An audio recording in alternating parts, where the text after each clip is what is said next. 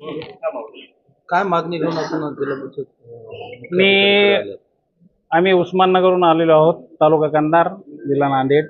आमच्या गावात गेल्या 8 वर्ष झालं ग्रामसेवक मॅडम आमच्या गावची मालकीन व गावचा सातबारा जसं काय स्वतःच आहे म्हणून जसं आपण विकतो ना 1 एकर असलं की 10 गुंठे 20 गुंठे, तसं गावात निधी आलेला निधी 15 वित्त आयोगाचा व कुठलाही निधी असेल बोगस काम करणे. त्याचे मिस्टर गुरुनाथ माने एका शासकीय शाळेवर शिक्षक आहेत आणि गुत्तेदारी करतात.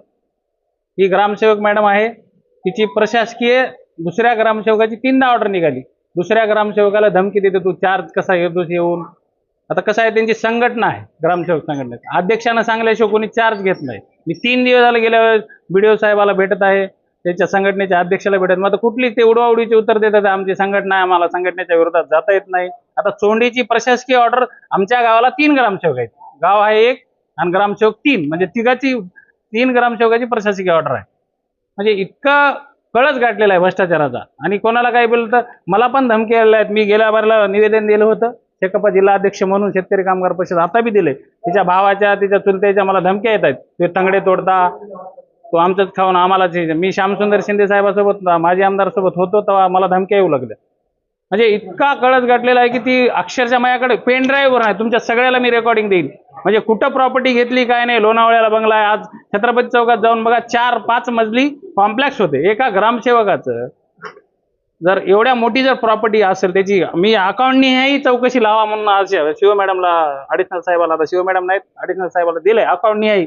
म्हणजे वरिष्ठ अधिकाऱ्याच्या आदेशाच्या केळाची टोपली दाखवण्याचं काम एक कर्मचारी करत आहे. म्हणजे एक लोकशाही आहे की आपल्या भारतात हेच कळत नाही मला, की म्हणजे वरिष्ठ अधिकारी काय करतात. म्हणजे याच्यामध्ये काय सर्वांची मिलीभगत आहे असं काय आहे का? ते पैसा काय वरिष्ठांना येते का? म्हणजे तुम्ही जर एक तुमचा साधा कर्मचारी तुमच्या शिव मॅडम सारख्या अधिकाऱ्याला जर वाकत नसेल किंवा त्याच्या आदेशाचं पालन करत नसेल, म्हणजे बाकीच्या आपल्या सर्वसामान्य आमच्यासारख्याचं तुमच्यासारख्याचं काय? आज गावात येऊन बघा तुम्ही, पियाला पाणी नाही. जवळपास 50 कोटीची योजना आहे आमच्या गावात, एक थेंब पाणी नाही. सरपंच स्वतः आहेत, सरपंचाला सुद्धा धमक्या देते, तू जर काय केलं तर तुझ्यावर 353 करेल. सरपंचाला धमक्या. म्हणजे इतक्या कळस गाठलेला आहे. पाणी फाउंडेशनचं आपल्या गावामध्ये हा, सत्यमेव जयते याच्यामध्ये सुद्धा आलेलं आहे. आमिर खाननं सुद्धा आमची दखल घेतली आहे. मात्र आज सांगतोय शासनानं जवळपास 40 कोटीची योजना संयुक्त पाणी पुरवठा देत, मात्र गावात 3 वर्ष झाले थेंब नाही पाण्याचा. आज माझी तुम्ही उस्माननगरला येऊन चला, तिथं आज माझ्यासारख्या सामाजिक कार्यकर्त्याला टँकर लावायला लागतात फ्रीमध्ये.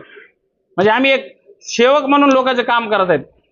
म्हणजे आम्हाला जवळपास 15. आता मागणी काय तुमची? आमची मागणी एवढीच आहे, तात्काळ चौकशी करून तात्काळ निलंबन करा. तुम्ही दुसऱ्या ग्रामसेवकाला जर धमक्या देत असाल, माझ्याकडे रेकॉर्डिंग आहे, आता मी लावून दाखव का इथं. दुसऱ्या ग्रामसेवकाला सकाळी म्हणते की 20 लाख रुपये दे, तू जाऊन चार्ज घे. मुख्य अधिकारी यांनी त्यांना पत्र दिलं असेल ना दुसरा ग्रामसेवक आहे ना माझ्याकडे. हो का, तुम्हाला दाखवतो ना. हो का, आदेश का आदेश हो का, आदेश दिलेला आदेश हो का, मी दाखवतो तुम्हाला आदेश. हो का, आदेश कधी निघालाय? 22 ला निघाला, त्याच्यानंतर 24 ला आदेश निघाला. तो ग्रामसेवक तेच सांगतोय ना, रुजू का होत नाही? तो गरीब ग्रामसेवक आहे साहेब, नोकरी पगारीवर जगणार आहे. हे गुत्तेदारी करतात त्यांचे मिस्टर. करोडो रुपयाची प्रॉपर्टी आहे, ते कशाला जाईल मला सांगा. मी एक गरीब माणूस आहे, लोकांचा काला खेटू असं आहे ते म्हणते बा आपली नोकरी आहे, उद्या कशाला वांद्यात जावं. किती वर्षापासून आहे? जवळपास 8 वर्ष झालं, 2018 पासून. माझ्याकडे पूर्ण प्रेंड आहे, मी तुम्हाला पूर्ण रेकॉर्डिंग देतो. कोण्या ग्रामसेवकाला BDOला काय काय बोललेलं आहे. आमची मागणी एकच आहे की गावातल्या त्या मॅडमचं निलंबन व्हावं, त्यांची अकाउंटनी चौकशी व्हावी, नवऱ्याची त्यांची. दोघंही शासकीय कर्मचारी आहेत. आणि आमच्या गावाला आज पाणी नाहीये.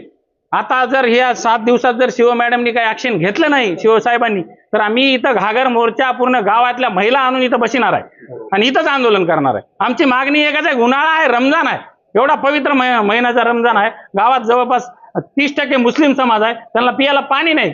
आम्ही फ्रीमध्ये लोकांना पाणी देत आहोत, लोकांचं विकत आणून लोकांना फ्रीमध्ये देतो. म्हणजे एवढी मोठी योजना असताना 80 लाख रुपये 15 वित्त आयोगाचे येतात, तर 40 लाख रुपये याच्या घरात जातात, काम कुठंच नाही.